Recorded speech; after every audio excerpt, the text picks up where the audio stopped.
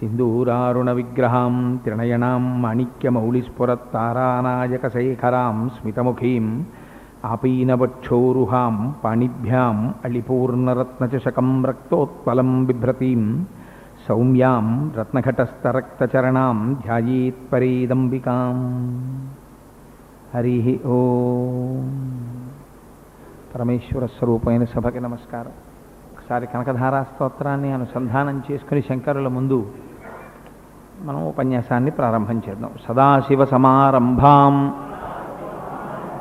శంకరాచార్య మధ్యమాం అస్మదాచార్య పర్యంతాం వందే గురు పరంపరాం. వందే వందారు మందారం ఇందిరానందకందలం అమందానందసందోహ బంధురం సింధురాననం అంగం హరేః పులకభూషణమాశ్రయంతి భృంగంగనేవ ముకుళాభరణంతమాలం అంగీకృతాఖిల విభూతిరపాంగలీలా మాంగళ్యదాస్తు మమ మంగళదేవతాయాః. ముగ్ధా ముహుర్విదధతి వదనే మురారేః ప్రేమత్రపా ప్రణిహితాని గతాగతాని మాలాదృశోర్మధుకరీవ మహోత్పలేయా సా మే శ్రియం దిశతు సాగర సంభవాయాః. విశ్వామరేంద్రపద విభ్రమదాన దక్షం ఆనందహేతురధికం మురవిద్విషోపి ఈశన్నిషీదతు మయీక్షణమీక్షణార్థ ఇందీవరోదర సహోదరమిందిరాయాః. ఆమీలితాక్షమధిగమ్య ముదా ముకుందం ఆనందకందమనిమేషమనంగతంత్రం ఆకేకరస్థితకనీనికపక్ష్మనేత్రం భూత్యై భవేన్మమ భుజంగశయంగనాయాః. బాహ్వంతరే మధుజితశ్రితకౌస్తుభేయా హారావళీవ హరినీలమయీ విభాతి కామప్రదా భగవతోపి కటాక్షమాలా కళ్యాణమావహతు మే కమలాలయాయాః. తాళంబుదాళిలలితోరసికైటభారేః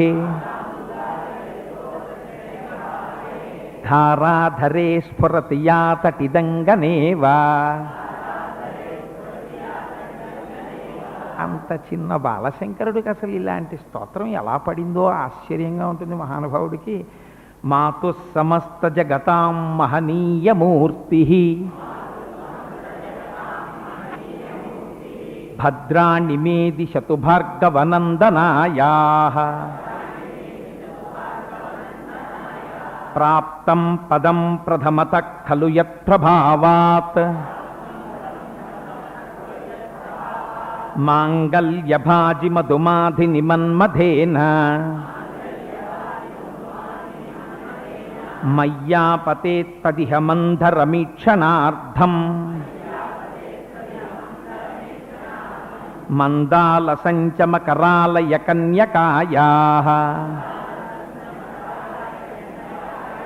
దద్యాదయానుపవనో ద్రవిణాంబుధారా అస్మిన్నకించన విహంగశిశౌ విషణ్ణే దుష్కర్మ ఘర్మమపనీయ చిరాయ దూరం నారాయణ ప్రణయినీ నయనాంబువాహ.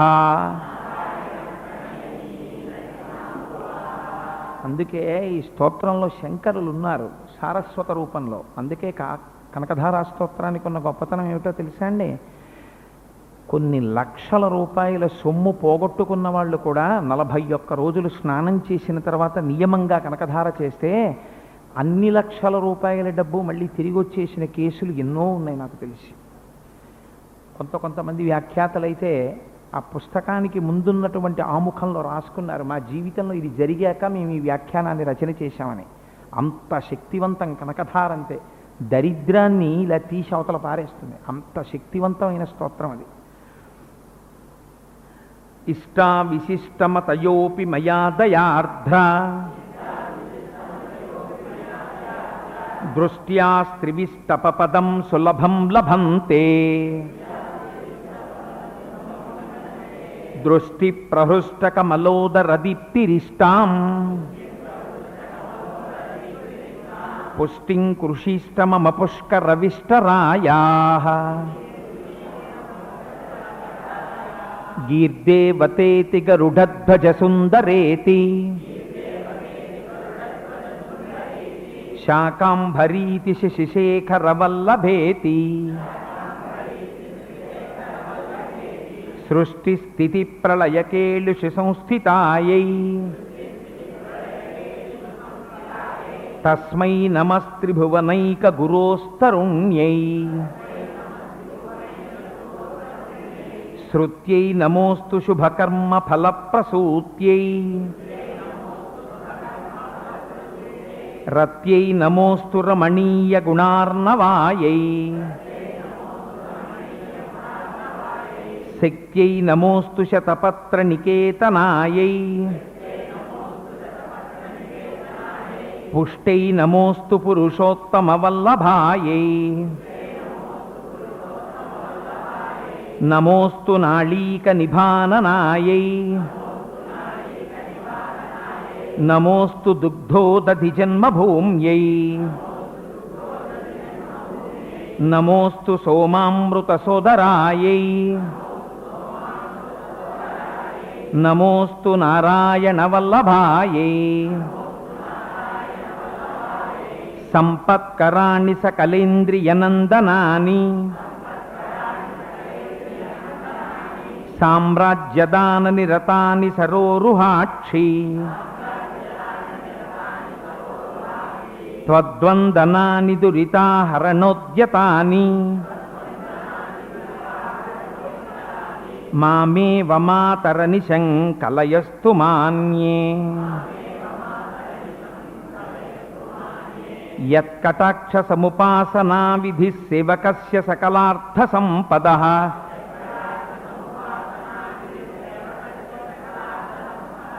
సంతనోతి వచనాంగమానసై త్వాం మురారి హృదయేశ్వరీం భజే సరసిజనయనే సరోజహస్తే ధవళతమాం శుకగంధమాల్యశోభే భగవతి హరివల్లభే మనోజ్ఞే త్రిభువన భూతికరి ప్రసీద మహ్యం దిగ్గస్తిభిః కనకకుంభముఖావసృష్ట స్వర్వాహినీ విమలచారు జలప్లుతాంగీం ప్రాతర్నమామి జగతాం జననీమసే జననీ లోకాధినాథ గృహిణీం అమృతాబ్ధిపుత్రీం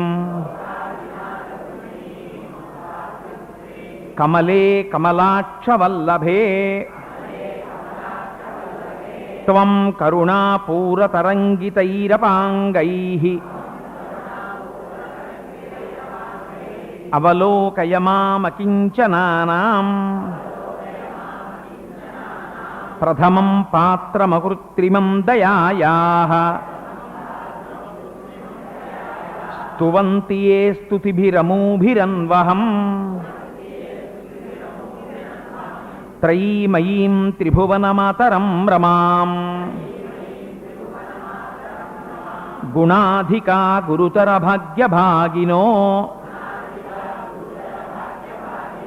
భవంతి తే భువి బుధ భవితాశయాః.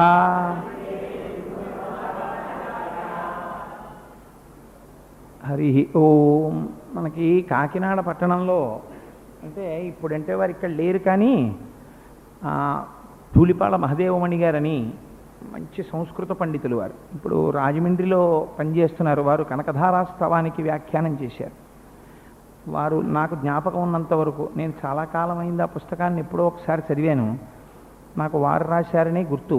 వారు ఆ ఆముఖంలో తనకి ఇంటిలో ఎప్పుడో ఒకసారి దొంగతనం జరిగితే కనకధారా స్తోత్రాన్ని నియమంగా ఆయన అనుసంధానం చేసి అమ్మవారి అనుగ్రహాన్ని వేడుకుని ప్రార్థన చేస్తే మళ్ళీ తాను పోగొట్టుకున్న ధనాన్ని తిరిగి పొందాను అని చెప్పి వ్రాసుకున్నారు. ఆయనకి అబద్ధాలు చెప్పుకోవలసిన అవసరం ఆయనకి ఏం లేదు కదా. అలాగే మహాసహస్రావధాని గరికపాటి నరసింహారావు గారు మీకు అందరికీ పరిచయం. వారు కాకినాడ పట్టణంలోనే ఉంటుంటారు. వారు ఒకసారి నాతో ఫోన్లో మాట్లాడుతూ ఒక మాట అన్నారు, కోటేశ్వరారు నేను కూడా చాలా ద్రవ్యాన్ని, అంటే దొంగతనం జరిగి కాదు, అన్యథా పోగొట్టుకున్న తరువాత తిరిగి నేను ఆ ద్రవ్యాన్ని ఎలా పొందాలి అని కనీసం నా తర్వాత నా పిల్లలకి, అయ్యో నేను ఇంత డబ్బు నిష్కారణంగా పోగొట్టుకున్నానే, ఈ డబ్బు నా పిల్లలకు ఉండవలసింది, రేపు పొద్దున్న పిల్లలు నాన్నగారు మీరు ఇలా పాడు చేశారు అని నా పిల్లల చేత నేను అనిపించుకోకూడదన్న కారణం చేత నేను అమ్మవారిని ప్రార్థన చేశానండి. కనకధారా స్తోత్రం చేస్తే అమ్మవారి అనుగ్రహం చేత నేను తిరిగి ఆ ద్రవ్యాన్ని పొందాను అని వారు ఒకసారి ఫోన్లో మాట్లాడుతూ నాతో అన్నారు. కాబట్టి మహాపండితులైనటువంటి వారు కూడా శంకర భగవత్పాదులు చిన్న వయస్సులో చిన్న పిల్లవాడిగా ఉండగా వారు చేసినటువంటి మొట్టమొదటి స్తోత్రం అది. టైమ్స్ టు కమ్ అంటారు చూసారా ఇంగ్లీష్లో, అలాగా కాలపరీక్షకి నిలబడి ఎప్పటికీ కూడా మనకు వచ్చేటటువంటి కష్టానికి దారి చూపించగలిగినటువంటి మహత్తరమైనటువంటి స్తోత్రం ఆ కనకధారా స్తోత్రం. ఒక్కొక్కరికి ఒక్కొక్క రకంగా భాషించింది అది. ఒక్కొక్కరికి ఏ కోరిక లేనటువంటి వారికి అమ్మవారి అనుగ్రహంతో అది విశేషమైనటువంటి శారదాకృపని చూపించింది. మన ఊళ్ళోనే కాశీభట్ల సత్యనారాయణ గారని ఒక మహాపండితుడు ఉన్నారు సంస్కృతంలో. వారు కూడా కనకధారాస్తవానికి వ్యాఖ్యానం చేశారు. వారు ఎక్కడ తను ఒక కోరికతో చేసినట్టు చెప్పుకోలేదు, కానీ అమ్మవారు ఆయనకి శారదా కృపని ఆ వ్యాఖ్యానంలో పరిపూర్ణంగా కటాక్షించి ఆయనకి కొన్ని విషయాల్ని భావగోచరం అయ్యేటట్టు చేసింది. ఒక్క కనకధార ఎంతమందిని ఎన్ని రకాలుగా ఉద్ధరించిందో. కాబట్టి ఒక్క మన కాకినాడ పట్టణంలోనే ఎంతోమంది పండితుల్ని అనేక రకాలుగా ఉద్ధరించిన స్తోత్రం ఆ కనకధారా స్తోత్రం. కాబట్టి మనకి ఎంత వేదాంతం మనం చెప్పినా, ఎంత వేదాంతం గురించి మాట్లాడినా ఒకటి మాత్రం పరమయదార్థం ఉంటుంది జీవితంలో. గృహస్థాశ్రమంలో ఉన్నటువంటి వాడికి ఆర్థిక భద్రత అనేటటువంటిది కూడా చాలా అవసరం. అందరం ఇప్పుడు ఈ క్షణంలో మహావేదాంతులం అయిపోయి అందరం కూడా ముక్త స్థితిని పొందేస్తాము, మనం అందరం మోక్షం వైపుకి అడుగులు వేసేస్తున్నాం అనుకోవడం నేను పేరాశ అని ఒకవేళ అంటే మీరు మనసు చిన్నబుచ్చుకోరు అని నేను అనుకుంటున్నాను. కాబట్టి మనకి కూడా యోగక్షేమం వహామ్యహం అన్నప్పుడు యోగక్షేమములను కోరుకునే వాళ్ళం కనుక ప్రతినిత్యము విడిచిపెట్టకుండా కనకధారాస్తవం మనం చేసుకోవాలి. శంకరులు మనకి కృప చేసినటువంటి అమృతపు గుళిక కనకధార. కాబట్టి దాన్ని ప్రతివారు ప్రతిరోజు చేయాలి. అందుకే సాధ్యమైనంత వరకు ఇక్కడ శంకరాచార్యుల వారి యొక్క జయంతి ఉత్సవాలలో ప్రతిరోజు ప్రారంభంలో ఒక్కసారి కనకధారాస్తవాన్ని అనుసంధానం చేయడం జరిగింది. సరే, నేను ఉపన్యాసాలు ప్రారంభం చేసిన తర్వాత నేటి రోజున మహాపురుషులు వారు బ్రహ్మశ్రీ రాణి సుబ్బయ్య దీక్షితులు గారు వచ్చి మాట్లాడారు. విద్యా దదాతి వినయం. విద్య అంటే ఒక రకంగా పర్యాయపదం వినయం. అంతటి విద్యావంతుడై సంస్కృతాంధ్రముల యందంతటి మహాపండితుడై కూడా నిజంగా ఎంత వినయంగా ఉంటుందో, ఆ మాట ఎంత వినయంగా ఉంటుందో, ఆ చెరగని చిరునవ్వు, వారి ప్రవర్తన మీరు చూసి ఉంటారు. ఒక మనిషి విద్య అహంకారము చేత రాణించదు. జ్ఞాన కలునిలోని శారదయువులే అంటారు పోతన గారు. నువ్వు నిజంగా విద్యావంతుడి అంటే నీ నడువడి ద్వారా తెలియాలి, నీ నిరహంకార స్థితి చేత తెలియాలి, నీ వినయం చేత తెలియాలి. 4 విషయాలు తెలియడం నీ తలపొగరికి కారణమైతే దానివల్ల ఉపయోగం ఏం లేదు. సమాజానికి ఉపయోగం ఉండదు, నీకు ఉపయోగం ఉండదు. మనం ఒక రాణి సుబ్బయ్య దీక్షితులు గారి వంటి మహాపురుషుణ్ణి చూసి నిజంగా వినయం అంటే ఎలా ఉండాలి అన్నదాన్ని తెలుసుకోవాలి. అటువంటి వారు నిన్నటి రోజున వచ్చి ప్రసంగం చేసినందుకు గోపాలకృష్ణ గారు వారికి కృతజ్ఞతలు ఆవిష్కరించడం ఎంతైనా సమయోచితంగా ఉంది. సరే, ఇంకా నా ప్రసంగానికి సంబంధించినంత వరకు దక్షిణామూర్తి స్తోత్రం మీద కేవలం నేను ఒక విహంగ వీక్షణంగా మాత్రమే మాట్లాడతాను అని మొదటి రోజున మీకు విజ్ఞాపన చేసి ఉన్నాను. ఎందుచేత అంటే నేను దక్షిణామూర్తి స్తోత్రంలో సమస్త ఉపనిషత్తుల యొక్క సారాంశమును, అద్వైత స్థితిని, నిర్భయ స్థితిని, తాను గుర్తెరగవలసినటువంటి ప్రధానమైనటువంటి విషయాన్ని శంకర భగవత్పాదులు ఎలా ప్రతిపాదన చేసి ఉన్నారు అన్నదాన్ని ఒక్కసారి ప్రస్తావన చేయడమే నా లక్ష్యం ఉపన్యాసంలో. కాబట్టి ఒకటో రోజో రెండో రోజో ప్రసంగంలో విశ్వందర్పణ దృశ్యమానన గరీతుల్యం నిజాంతర్గతం పశ్యన్నాత్మని మాయయా బహిర్వోద్భూతం యథా నిద్రయా యస్సాక్షాత్కురుతే ప్రబోధ సమయే స్వాత్మానమేవాద్వయం తస్మై శ్రీగురుమూర్తయే నమయిదం శ్రీదక్షిణామూర్తయే అన్న శ్లోకం గురించి కొన్ని మాటలు వివరించి ఉన్నాను. ఆ తర్వాత బీజస్యాంతరివంకురో జగదిదం ప్రాంగ్ నిర్వికల్పం పునః మాయా కల్పిత దేశకాల కలనా వైచిత్ర చిత్రీకృతం మాయావీవ విజృంభయత్యపి మహాయోగీవ యస్వేచ్ఛయా తస్మై శ్రీగురుమూర్తయే నమయిదం శ్రీదక్షిణామూర్తయే అంటారు. నేను రెండో శ్లోకాన్ని మూడో శ్లోకంతో కలిపి చెప్పేసే ప్రయత్నం చేస్తానంటే మనకున్న సమయాన్ని దృష్టిలో పెట్టుకుని. రేపు ఒక్కరోజు మాత్రమే ఇంకా ప్రసంగం ఉంటుంది కాబట్టి ఈ సందర్భంలో మూడో శ్లోకంలో శంకరులు అంటారు, యస్యైవ స్ఫురణం సదాత్మకమసత్కల్పార్థకం భాసతే సాక్షాత్ తత్వమసీతి వేదవచసా యోబోధయత్యాశ్రితాన్ యస్సాక్షాత్కరణాద్భవేన్న పునరావృత్తిర్భవాంబోనిధౌ తస్మై శ్రీగురుమూర్తయే నమయిదం శ్రీదక్షిణామూర్తయే అంటారు. ఆయన చెప్పినటువంటి మాటలు ఎంత గొప్ప మాటలు మాట్లాడారంటే, ఒక పరమ సత్యాన్ని అయ్యో ఈ పిల్లలకి నేను అందించకపోతే రేపొద్దున్న ఈ విషయం వాళ్ళకి ఎలా తెలుస్తుంది అని మాట్లాడారు. అందుకే గురువు అన్న మాట అందరికీ వర్తించదు. నేను కొంచెం చిన్నబుచ్చుకుంటుంటాను నన్ను గురువు అని పిలిచినప్పుడు, ఎందుకంటే సరే ఏదో నన్ను ఒక గౌరవంతో ఆ మాట అన్నారని సరిపెట్టుకుంటూ ఉంటాను. కానీ గురువు అన్న మాటకి చాలా విశాలమైనటువంటి అర్థం ఉంది. అందరూ గురువులు కాలేరు. గురువు ఏదో సరదాగా పేరు పెట్టుకునేటటువంటి పేరు కాదది. ఎందుకంటే అవతల వారిలో ఉండేటటువంటి అజ్ఞానాన్ని దయాసముద్రుడై తాను చెయ్యవలసిన అవసరం తనకేం లేదు, తను మాట్లాడవలసిన అవసరం అంతకన్నా లేదు. అట్లాంటి స్థితిలో కేవలం జనన మరణ చక్రమునందు పడిపోయి తల్లడిల్లిపోతున్నటువంటి శిష్యుడి యొక్క ఆర్తిని చూసి తాను మాట్లాడకుండా ఉంటే శిష్యుడి యొక్క ఆర్తి తీరదని శిష్యుణ్ణి ఉద్ధరించడం కోసమని మాట్లాడినటువంటి గురువు ఎవరో ఆయన గురువు. అందుకే తత్వోపదేశం చేసినటువంటి వారు, అజ్ఞానాన్ని తొలగత్రోసినటువంటి వారు, ఈశ్వరుని యొక్క విషయాన్ని మనకి ప్రతిపాదన చేసి జన్మజన్మలుగా మనని తరుగుతున్నటువంటి కర్మపాశములను తెగతోయగలిగినటువంటి వారు, జ్ఞానానల ప్రభావేన తస్మై శ్రీ గురవే నమః అంటారు గురుగీతలో పార్వతీదేవితో పరమశివుడు. ఆయన రగిలిపోతున్నటువంటి జ్ఞానాగ్నితో కూడినటువంటి కొండల ఒక అరుణాచల పర్వత శిఖరంలా ఉండగలిగినటువంటి వాడెవరో ఆయన గురువు. కాబట్టి శంకరులు ఎంత ఉదారమైనటువంటి ప్రతిపాదన చేస్తున్నారో చూడండి. యస్యైవ స్ఫురణం సదాత్మకమసత్కల్పార్థకం భాసతే సాక్షాత్ తత్వమసీతి వేదవచసా యోబోధయత్యాశ్రితాన్. మనకి ఆత్మ చైతన్యము అని ఒక మాట ఉంది. వేదాంతంలో జడము చేతనము అని 2 మాటలు. చైతన్యము అంటే సాధారణంగా జడ పదార్థము అంటే కదలిక లేకుండా పడి ఉన్నటువంటి పదార్థము జడ పదార్థము, కదలిక కలిగినటువంటి పదార్థము చైతన్యముతో ఉన్నటువంటి పదార్థము అని మనం అనుకుంటుంటాం. కానీ జడము చేతనము అని ఈ 2 మాటల్ని ఎక్కడ ఉపయోగిస్తారంటే, తన గురించి తాను తెలుసుకుని ఇతరుల గురించి తెలుసుకోగలిగినటువంటి సమర్థత కలిగినటువంటి ప్రాణిని చేతనము అని పిలుస్తారు. అటువంటి సమర్థత లేకపోతే జడము అని పిలుస్తారు. శంకరులు అంటున్నారు, యస్యైవ స్ఫురణం సదాత్మకమసత్కల్పార్థకం భాసతే. ఉన్నది అనబడినటువంటి ఒక స్ఫురణము, ఆ ఉన్నటువంటి పదార్థము ఇది అనబడేటటువంటి ఎరుక, ఈ రెండూ కూడా ఎక్కడ ఉన్నాయి అంటే అవి బయట భాషించట్లేదు తమంత తాముగా, నీలోనే నీలో ఉన్నటువంటి ఆత్మ చైతన్యము వలన మాత్రమే అవి భాషిస్తున్నాయి.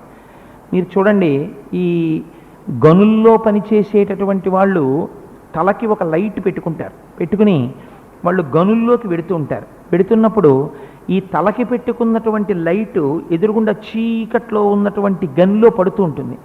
ఈ కాంతి ఆధారంగానే వాళ్ళు తవ్వవలసినటువంటి బొగ్గుని తవ్వుతూ ఉంటారు. అలాగే యస్యైవ స్ఫురణం సదాత్మకం అసత్కల్పార్థకం భాసతే, నీలో ఉన్నటువంటి ఆత్మ చైతన్య వస్తువు ఏది ఉన్నదో ఆ చైతన్యము యొక్క కాంతి ప్రసరణము చేత మాత్రమే మనస్సు కానీ, మనస్సు వలన ఇంద్రియములు కానీ, ఆ ఇంద్రియములు ప్రకాశించి ఎదురుగుండా ఉన్నటువంటి అసత్తుగా ఉన్నటువంటి ఒక పదార్థమును కానీ గుర్తించగలుగుచున్నవి. నీలో ఆ చైతన్యము లేనప్పుడు అసలు అవి గుర్తించడం అన్నది కుదరదు.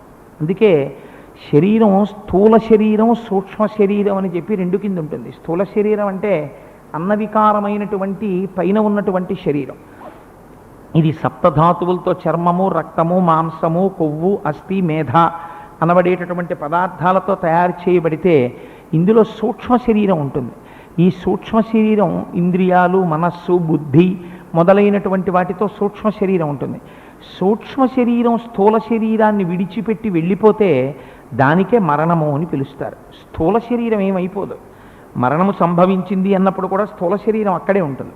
స్థూల శరీరాన్ని ఆయన పోయాడండి అంటారు. ఆయన పోయాడండి అన్న తర్వాత ఆయన పోయాడు అన్నప్పుడు మనం రోజు ఎవరిని చూస్తున్నామో ఆ వ్యక్తి యొక్క శరీరం అక్కడే ఉంటుంది, 100% అక్కడే ఉంటుంది. ఆ శరీరంలో ఒక ఇంచ్ కూడా తక్కువ జరగడం అనేటటువంటిది ఏమి ఉండదు. మనం తీసుకెళ్ళి ఆ శరీరాన్ని దహిస్తాం తప్ప ఆ శరీరం మాత్రం అక్కడే ఉంటుంది. కాబట్టి మరి ఇప్పుడు లోపించింది ఏమిటి? లోపించింది అంటే అందుకే లింగ శరీరము అని పిలుస్తారు దాన్ని. ఆ సూక్ష్మ శరీరము స్థూల శరీరమును విడిచిపెట్టి వెళ్ళిపోతుంది. ఆ సూక్ష్మ శరీరం విడిచిపెట్టి వెళ్ళిపోతే ఆ వ్యక్తి మరణించాడు అని పిలుస్తారు. కాబట్టి యస్యైవ స్ఫురణం సదాత్మకం అసత్కల్పార్థకం భాసతే సాక్షాత్ తత్వమసీతి వేదవచసా యోబోధయత్యాశ్రితాన్.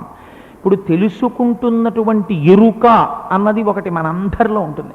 దీని గురించి రామకృష్ణ పరమహంస ఓ అందమైనటువంటి మాట మాట్లాడతారు. ఆ ఎరుక గురించి నువ్వు ఎరుకలో ఉండాలి అంటే ఇప్పుడు చూడండి, సాధారణంగా మనం నయనం అన్న మాట కన్నుని చెప్తుంది. నయనం నాయక, సర్వేంద్రియాణం నయనం ప్రధానం సర్వస్య గాత్రస్య శిరప్రధానం.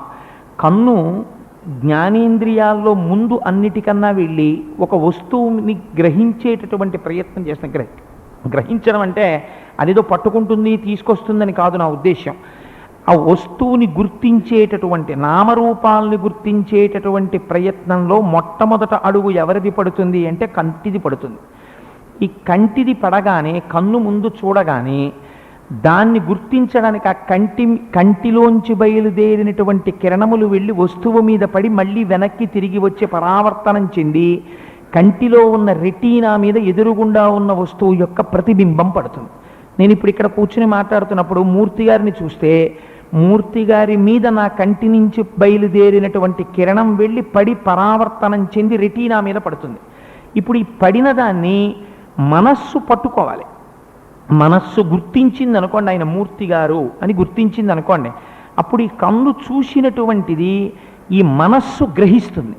ఈ మనస్సు గ్రహించాలంటే వెనక ఆత్మ యొక్క చైతన్యము ఆ మనస్సు మీద పడుతుంది. ఆత్మ యొక్క ఫోకస్, ఆ లైట్ అది వచ్చి మనస్సు మీద పడితే తప్ప ఆ మనస్సు తనంత తానుగా ఎదురుగుండా ఉన్న వస్తువుని ఇంద్రియములతో గుర్తుపట్టలేదు. కాబట్టి మనస్సు ఇంద్రియాలకి ఆత్మ చైతన్యానికి మధ్యలో ఉంటుంది, ఉండి అవతల ఉన్నటువంటి వస్తువుల్ని గ్రహిస్తుంది. కాబట్టి పొరపాటంతా ఎక్కడుంటుందంటే అసలు మనస్సు దగ్గరే ఉంటుంది. అందుకే శంకరాచార్యులు వారు 1కి 10 మాటలు మనస్సు చేసేటటువంటి పొరపాటుని దిద్దే ప్రయత్నం చెప్తారు. మనస్సు ఎప్పుడూ దేన్ని చూస్తుందంటే నామరూపాలని మాత్రమే చూస్తుంది. నామరూపాలని చూసి పేరు ఒక రూపం, పేరు, రూపం, వీటిని చూడ్డానికే మనస్సు అలవాటు పడింది.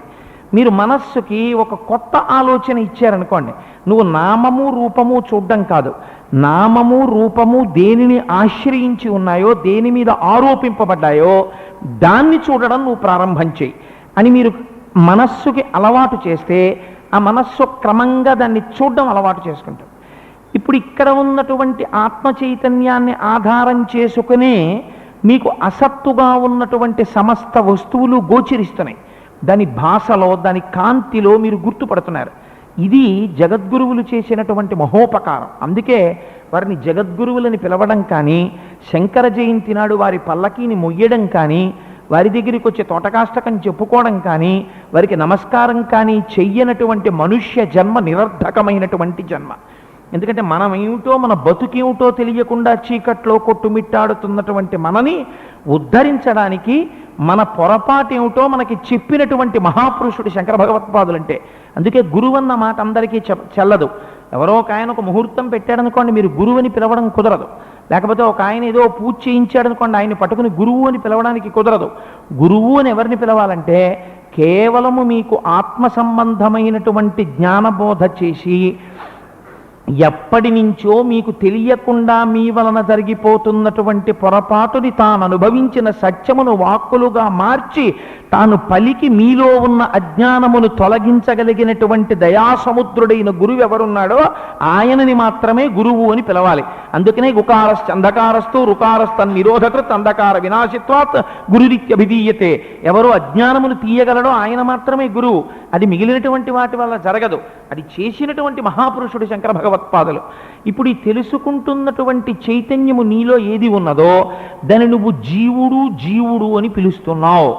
ఒక పెద్ద సిద్ధాంతాన్ని తీసుకొచ్చి శంకరాచార్యుల వారు ఆవిష్కరిస్తున్నారు. మనందరికీ మొదటి నుంచి ఏమిటంటే, ఇప్పుడు ఇది విన్నంత మాత్రం చేత వెంటనే మార్పు వచ్చేస్తుంది అని నేను అనుకోవటం లేదు. మనం ఏమంటామంటే, ఒక దేవాలయంలోకి వెళ్ళగానే మనకు ఉండే అలవాటు ఏమిటంటే, నేను ఒక పనికి మాలిన వాణ్ణి, నేను పరిచ్ఛిన్నుణ్ణి, నేను ఒక శరీరంలో ఉన్నాను, నేను షడ్వికారములకు లోనైపోయేవాణ్ణి, నాకేమీ తెలియదు, నాకు సంపూర్ణమైన జ్ఞానం ఏమీ లేదు, నాకు రక్షకుడు పరమేశ్వరుడు. ఎందుకు పరమేశ్వరుడు రక్షకుడు? ఆయన సర్వవ్యాపి, ఆయన అంతటా ఉన్నాడు, ఆయనకి తెలియనిది లేదు, ఆయనకి భూత భవిష్యత్ వర్తమాన కాలములలో సమస్తాన్ని ఆయన తెలుసుకోగలిగినటువంటి సమర్థత కలిగి ఉన్నవాడు.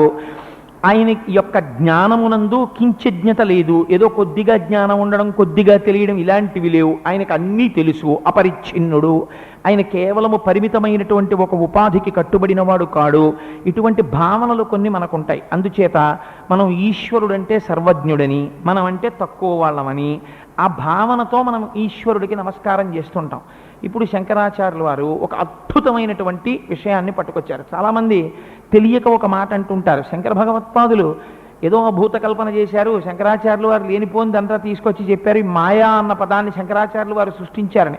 కాదు, వారు సాక్షాత్తుగా వారు తీసుకొచ్చింది ఉపనిషత్తుల యొక్క సారాంశమునే వారు మాట్లాడారు. కఠోపనిషత్తు, బృహదారణ్యోపనిషత్తు, లేకపోతే ఛాందోగ్యోపనిషత్తు, ఇవన్నీ ఏవి ప్రతిపాదన చేశావు? ఉపనిషత్తులంటే జ్ఞాన సారాంశము. ఈ వేదముల యొక్క చిట్ట చివర భాగములలో ఉండేటటువంటి ఉపనిషత్తుల చేత ప్రతిపాదింపబడినటువంటి జ్ఞానము ఏది ఉన్నదో దాన్నంతటినీ పిండి తీసుకొచ్చి దక్షిణామూర్తి స్తోత్రంలో పెట్టారు ఆయన. ఇప్పుడు ఆయన అంటున్నారు, సాక్షాత్ తత్వమసీతి వేదవచసా యోబోధయత్యాశ్రితాన్. ఆ దక్షిణామూర్తి ఏం చేస్తున్నారు? తనని ఆశ్రయించినటువంటి సనక సనందనాది మహర్షులను కూర్చోపెట్టి వారందరికీ కూడా తత్వమసి మహావాక్యాన్ని ఉపదేశం చేస్తున్నారు. ఎలా చెప్పారు? ఇలా పట్టుకుని చిన్ముద్రతో చెప్పారు. ఇలా పట్టుకోకపోతే ఏమవుతుంది అంటే ఇలా ఉంటుంది. ఇలా కదండి చెయ్యి ఉండాలి. ఇప్పుడు ముద్ర పట్టడానికి ఈ చూపుడు వేలుని తీసుకొచ్చి ఇలా కలిపి బొటన వేలుతో కలిపారు. మనం సాధారణంగా ఈ వేలుని దేనికి చూపిస్తాం? దీన్ని ఇండెక్స్ ఫింగర్ అని పిలుస్తాం ఇంగ్లీష్లో. ఇది దేనికి పనికొస్తుంది అంటే నువ్వు అని చూపించాలనుకోండి, ఇలా చూపిస్తాం, నువ్వు నేను అంటాం. ఇది దేనికి ఎప్పుడు ఏం చెప్తుందంటే రెండుగా విడదీసి చెప్పడానికి ఈ వేలు పనికొస్తుంది. మీరు వేరు, నేను వేరు, ఈశ్వరుడు వేరు, నేను వేరు, లేకపోతే ఏదో జగత్తు వేరు, నేను వేరు. అన్నిటినీ విడదీసి రెండుగా రెండుగా రెండుగా చెప్పడానికి ఈ వేలు చూపిస్తుంది. ఈ వేలు బయటికి వచ్చిందంటే తప్పకుండా విడదీసి చూపిస్తోందని గుర్తు. అందుకే పూజలో ఈ వేలు పక్కన పెట్టరా అన్నారు. పక్కన పెట్టరా అంటే నా ఉద్దేశం ఏదో ఏకలవ్యుళ్ళ తీసేయమని కాదు, ఇలా పూజ చేయమని. కాబట్టి ఈ వేలు రెండు చూపిస్తోంది. ఇన్నాళ్ళు రెండు చూపిస్తున్నటువంటి ఈ వేలుకి కానీ ఈ వేళ్ళకి కానీ మీరు ఒకటి ఆలోచించండి. యథార్థమునకు ఈ 4 వేళ్ళు పక్క పక్కనే ఉంటాయి. పక్క పక్కనే ఉన్నటువంటి ఈ 4 వేళ్ళకి దూరంగా వీటితో కలవకుండా ఉన్నటువంటిది బొటనవేలు. కానీ ఈ బొట్టనవేలు యొక్క సహకారము లేకపోతే ఈ 4 వేళ్ళు కలిపి దేన్ని పట్టుకోవడం చాలా కష్టం. మీరు ఒక సూది తీయండి 4 వేళ్లతో, మీరు తీయలేరు.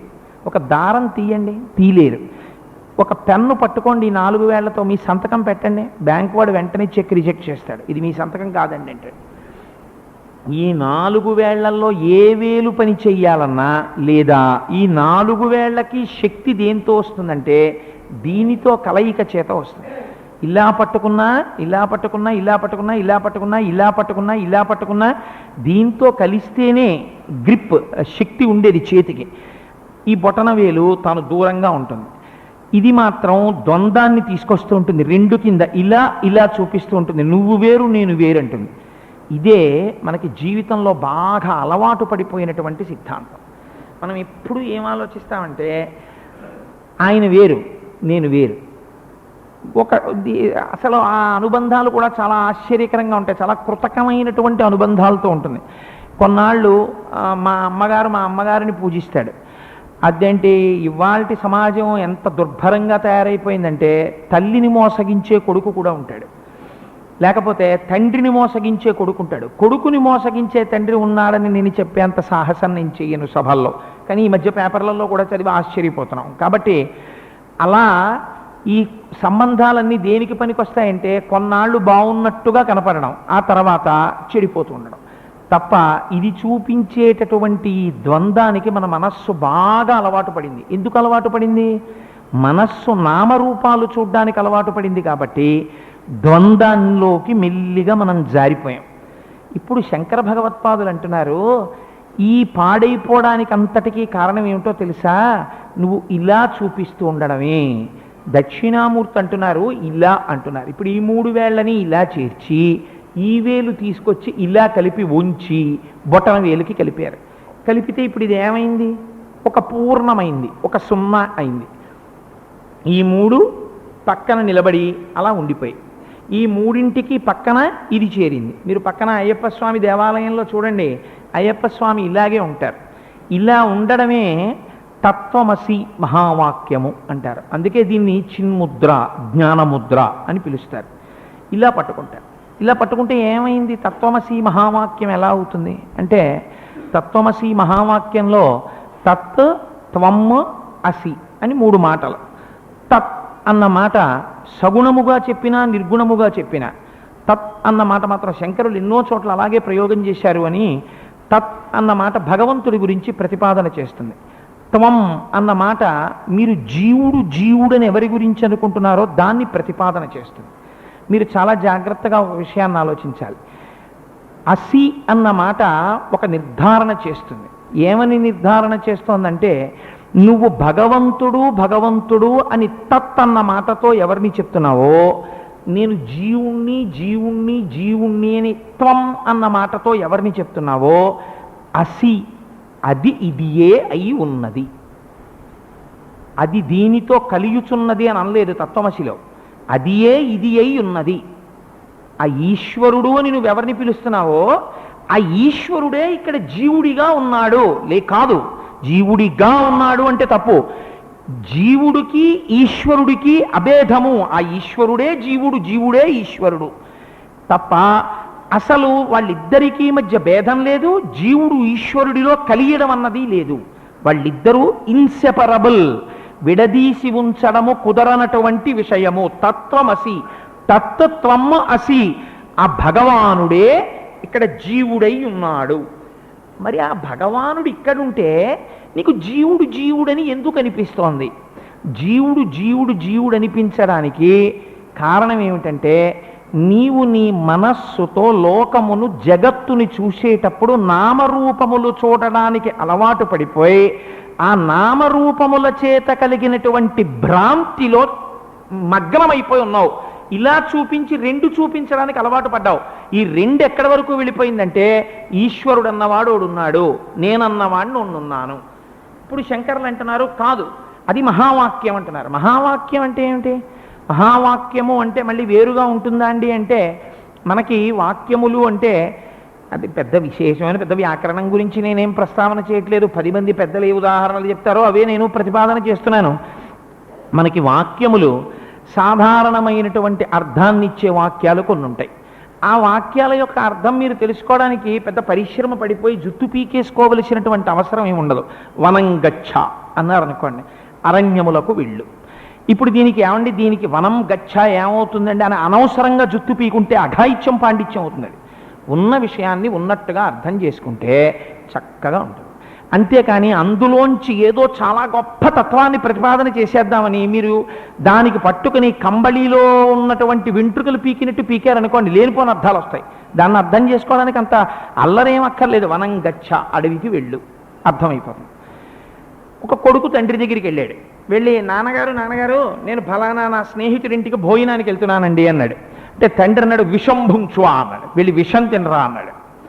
అంటే ఇప్పుడు మీరు దీనికి అర్థం ఏం చెప్పాలంటే తండ్రి కొడుకుని విషం తినమని చెప్పాడు అని మీరు అన్నారనుకోండి, ఇప్పుడు ఎలా పొసగుతుందండి? తండ్రి కొడుకుని నాన్నగారు నేను నా స్నేహితుడింటికి భోజనానికి వెళ్తున్నానంటే విషం తినమని తండ్రి అన్నాడు అంటే అదే దాని అర్థము అని మీరు ప్రతిపాదన చేయగలరా? ఇప్పుడు మీరు దానికి కొంచెం వివేచన చేయాలి. దీన్ని లక్షణ వాక్యము అంటారు. అంటే కొంచెం జాగ్రత్తగా మీరు ఆలోచన చేస్తే తప్ప అందులో ఉండేటటువంటి సారము బయటపడదు. అంటే తండ్రి గారి ఉద్దేశ్యం ఏమిటి? వాడు పరమ దుర్మార్గుడు, వాడింట్లో భోజనం చేయడం అంటే ఏమిటో తెలుసా? విషం తినడంతో సమానం. నీకు వాడింట్లో భోజనం ఎందుకురా? నువ్వు వాడింటికి భోజనానికి వెళ్ళడం ఏంటి? నువ్వు వెళ్ళకూడదు అని చెప్పడానికి నువ్వు నాన్నగారు నేను వాడి ఇంటికి భోజనానికి వెళ్తున్నానంటే విషం తినరా అన్నాడు తండ్రి. ఇప్పుడు దీన్ని మీరు అర్థం చేసుకోవడానికి కొంచెం పరిశ్రమ చేసి అర్థం చేసుకోవాలి. ఇప్పుడు తత్వమసి వాక్యాన్ని మహావాక్యము అన్నారు. మహావాక్యము అనడానికి ఒక్కటే ఒక్క కారణం. మీరు కొంచెం దానికి పెద్ద ఏదో అల్లరైపోతున్నానన్న భావన లేకుండా వింటే చాలా తేలిగ్గా పట్టుకోగలరు. కాబట్టి నేను కూడా అంత తేలికగానే దాన్ని ప్రతిపాదన చేసేటటువంటి ప్రయత్నం చేస్తాను. జహల్లక్షణ వాక్యములు అని కొన్ని ఉంటాయి. జహల్లక్షణ వాక్యములు అంటే ఆ వాక్యం చెప్పినప్పుడు మీకు వాక్యాన్ని యథాతథంగా తీసుకుంటే దాంట్లో ఏమీ అర్థం గోచరించదు. కాబట్టి అందులో ఉండేటటువంటి ఏదో ఒక మాట తీసేస్తే దాని పక్కకి ఇంకో మాట చేర్చుకోవడమో ఏదో చేస్తే అప్పుడు దానికి పరిపూర్ణమైనటువంటి అర్థం వస్తుంది. ఇప్పుడు ఏదో గంగాయాం ఘోషాహ అని, లేకపోతే గంగ మీద పల్లె ఉన్నది. సాధారణంగా మానసోల్లాసంలో చెప్పబడినటువంటి ఈ ఉదాహరణలే చెప్తుంటారు తత్వమసికి. గంగానది మీద గొల్లపల్లె ఉన్నది. గంగానది మీద గొల్లపల్లె ఎలా ఉంటుంది? గంగానది మీద గొల్లపల్లె ఉందనుకోండి, గంగానది ప్రవహించి వెళ్ళిపోతుంటే గొల్లపల్లె కూడా కొట్టుకుపోతుండాలి. కాబట్టి అప్పుడు జహర్లక్షణ వాక్యము అంటారు. అప్పుడు అందులోంచి ఏం చేస్తారంటే మిమ్మల్ని అయోమయానికి గురి చేస్తున్నటువంటి మాటని తీసేస్తారు. తీసేసి గంగ మీద గొల్లపల్లె ఉన్నది అన్నదాని బదులు గంగ ఒడ్డున గొల్లపల్లె ఉన్నది. ఇప్పుడు ఏమైంది? మీకేం ఇబ్బంది లేదు, జహల్లక్షణ వాక్యము అంటారు. కానీ కొన్ని ఉంటాయి, వాటిని అజహల్లక్షణ వాక్యము అంటారు. వీటికి కలపాలి, కొత్త విషయాన్ని తీసుకెళ్ళి కలుపుకోవాలి. కలుపుకోలేదనుకోండి మీకు అర్థం కాదు. శ్వేతో భవతి, ఏదో తెల్లది పరిగెత్తుచున్నది అన్నారనుకోండి, తెలుపు పరిగెత్తుచున్నది. తెలుపు పరిగెడుతోంది అంటే తెలుపు ఎలా పరిగెడుతుంది? అప్పుడు తెలుపు పరిగెట్టుచున్నది అంటే మీకు దానికి అర్థం రాదు. అప్పుడు మీరు ఏం చేయాలంటే మధ్యలోకి ఇంకొక మాట తెచ్చి కలుపుకోవాలి. తెల్లటి గుర్రము పరిగెత్తుచున్నది అన్నారనుకోండి, అప్పుడు ఇంకొక మాట తెచ్చి కలపాలి. కలిపితే అప్పుడు సరిపోతుంది. అర్థమైందంటారు. ఒక్కొక్కసారి తీసేయాలి, ఒక్కొక్కసారి కలుపుకోవాలి. కలుపుకుంటే కానీ ఆ వాక్యానికి అర్థం రాదు. ఇప్పుడు తత్వమసి అనబడేటటువంటి వాక్యం మీరు యథాతథంగా ఆ వాక్యానికి ఉన్న అర్థం చూడండి. తత్ అది, త్వం నీవు, అసి అయి ఉన్నావు, అది నీవు అయి ఉన్నావు. అది నీవై ఉన్నావు అంటే అదెవరు? నువ్వంటే ఎవరు? అయి ఉన్నదెవరు? నువ్వు అంటే దీనికే ముందు ఒక శ్లోకం చెప్తారు శంకరులు, దేహం ప్రాణమపీంద్రియత్యపిచలాం బుద్ధించ శూన్యం విదు స్త్రీ బాలాం ధజడోపమాస్తోహమితి భ్రాంతాభృశం వాదిన అని, మాయాశక్తి విలాస కల్పిత మహావ్యామోహ సంహారిణే తస్మై శ్రీ గురుమూర్తయే నమయిదం శ్రీ దక్షిణామూర్తయేని. ఈ దేహము కాదు, ఇంద్రియములు కాదు, ప్రాణము కాదు. నిన్నటి రోజున సుబ్బయ్య దీక్షితులు గారు చెప్పారు కదా, ఇదేంటే నేను వాయువులు కాదు, నేను ఇంద్రియములు కాదు, నేను మనస్సు కాదు, నేను బుద్ధి కాదు, చిదానంద రూప శివోహం శివోహం అని. అలా ఇవన్నీ పక్కకి తీసేస్తే లోపల మిగిలినటువంటి ఆత్మ చైతన్య వస్తువైనటువంటిది ఏది ఉన్నదో అది త్వం. తత్తేది ఈశ్వరుడు. ఆ ఈశ్వరుడు నీవై ఉన్నావు.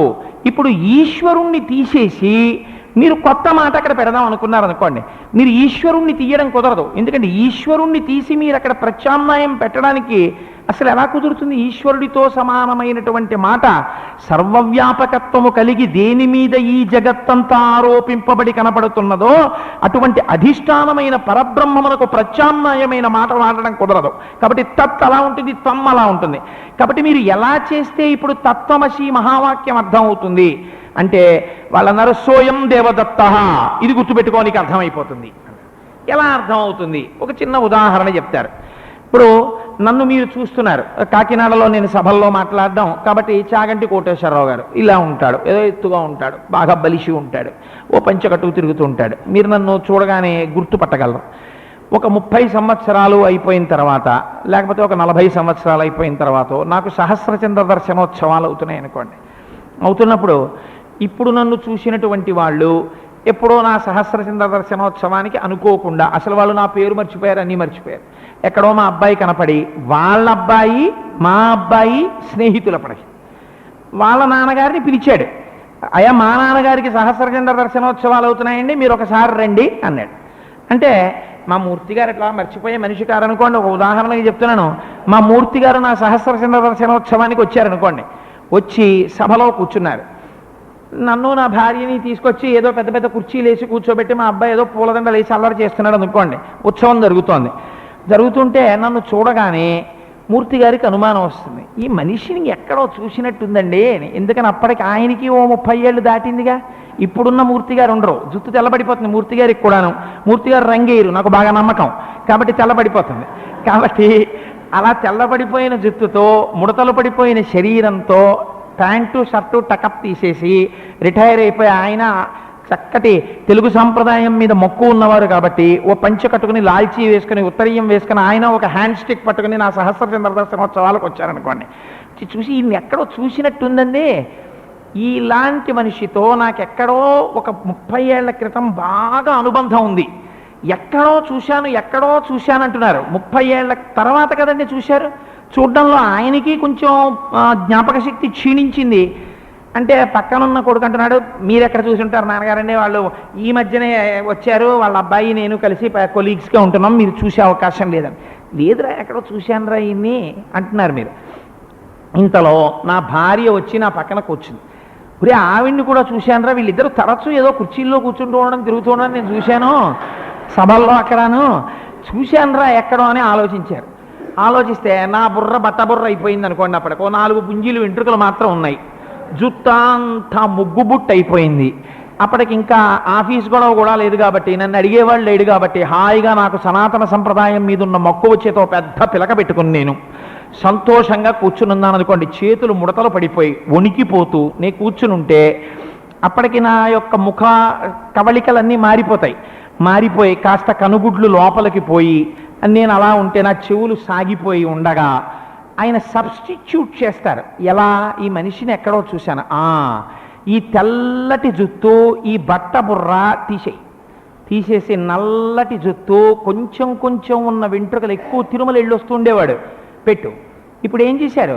తెల్ల జుత్తు తీసేశారు, కంప్యూటర్లో తీసేసినట్టు నల్ల జుత్తు పెట్టారు. అప్పుడు నేనేదో దీక్షలో ఉన్నాను, పెద్ద గడ్డాలు ఉన్నాయి, ఈ గడ్డం తీసేశారు, క్లీన్ షేవెన్ బియర్డ్, ఆ గడ్డం చేసేసినటువంటి గడ్డం. అప్పుడు ఓ మీసకట్టు, ఇప్పుడు ఉన్నటువంటి తెల్ల మీసాలు తీసేశారు, ఓ నల్లటి మీసకట్టోటి పెట్టారు. అప్పుడు కొంచెం దారుఢ్యంతో ఉన్న శరీరం కాబట్టి ఇప్పుడు ఆ దారుఢ్యంతో కూడిన శరీరాన్ని తెచ్చిపెట్టారు. తెచ్చి ఓ పెద్ద కేకేశారు, స్వయం దేవదత్త, ఆ కోటేశ్వరరావే ఈ కోటేశ్వరరావు రా అన్నారు. అని గబగబా పైకి వచ్చి, కోటేశ్వరరావు మీకు జ్ఞాపకం ఉన్నానా నేను అన్నారు. అప్పుడు నేను కళ్ళతోడు ఇలా ఇలా సరి చేసుకుని, ఎక్కడో చూశానండి ఈ మాట, అది బాగా మీరు మూర్తి గారు అన్నాను. ఇద్దరం లేచి గభాలను ఒకళ్ళనొకళ్ళం కౌగిలించుకుని కళ్ళు రంబట నీరు పెట్టుకున్నాం ఆనంద భాష్పాలతోటి. ఆ కోటేశ్వరరావే ఈ కోటేశ్వరరావు, ఆ కోటేశ్వరరావు ఈ కోటేశ్వరరావు అయి ఉన్నాడు, ఏమీ భేదం లేదు, ఏమీ సందేహం లేదు, ఆయనే ఈయన. కానీ మార్పు ఎందుకు వచ్చింది అంటే, అప్పటి కోటేశ్వరరావు దారుఢ్యంతో కనపడ్డాడు, ఇప్పటి కోటేశ్వరరావు ముసిలివాడైపోయి కనపడుతున్నాడు.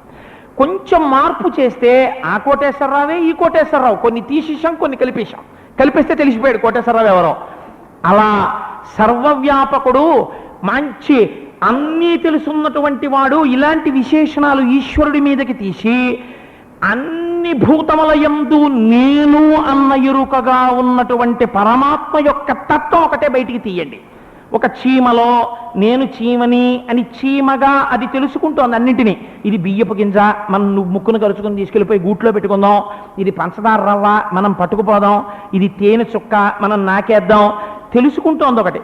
అలా వాడెవడో వస్తున్నాడు, అమ్మ నన్ను తొక్కుతాడేమోనో గోడవారకపోతోంది, దానికి భయాలున్నాయి, దానికి షడూర్ములున్నాయి. ఈ షడూర్ములనబడేటటువంటివి కెరటములుగా దేంట్లోంచి పైకి లేస్తున్నాయో ఆ ఆత్మ చైతన్యము చీమయందు కూడా ఉంది. చీమలో ఉన్న ఆత్మ చైతన్యము, చీమ యొక్క ఉపాధిని పక్కన పెట్టేయండి, చైతన్యాన్ని పైకి తీయండి. ఒక కుక్కలో కుక్క శరీరాన్ని పక్కన పెట్టేయండి, ఆత్మ చైతన్యాన్ని పైకి తీయండి. ఇంకొక నక్క, దాని ఉపాధిలో ఉన్న చైతన్యము పైకి తీయండి. ఇప్పుడు ఈ ఉపాధులన్నీ, ఇవన్నీ మీరు నిజంగా వెళ్ళి కుక్కల్ని నక్కల్ని తీసేయాలని కాదు, మానసికంగా ఒక్కసారి అన్ని భూతముల యందు ఉన్నటువంటి ఎరుకని పైకి తీయండి. ఇప్పుడు ఈ ఎరుక నాలో కూడా అన్నిటినీ తెలుసుకుంటున్న ఎరుక. రామకృష్ణ పరమహంస ఒక అద్భుతమైన మాట చెప్తారు, కన్ను చూచుచున్నది, కన్ను తెలుసుకుంటున్నది అంటాం మనం, కంటితో చూసి తెలుసుకున్నానండి అంటాడు. కానీ కన్ను చూడలేకపోతున్నప్పుడు కన్ను చూడలేకపోతున్నదని తెలుసుకుంటున్న వస్తువు ఒకటి ఉంది లోపల. లేకపోతే కళ్ళజోడు ఎలా వేయగలడండి డాక్టర్ గారు? డాక్టర్ గారి దగ్గరికి వెళ్ళి ఓ మాట చెప్తాడు, డాక్టర్ గారు ఈ మధ్య నేను పూర్వం ఇలా కూర్చుని హాయిగా రాసేసేవాడిని అండి, ఇప్పుడు రాద్దామంటే అరికేసినట్టు ఉంటున్నాయి, అక్షరాలు కనపట్టలేదంటాడు. కంటితో చూసినప్పుడు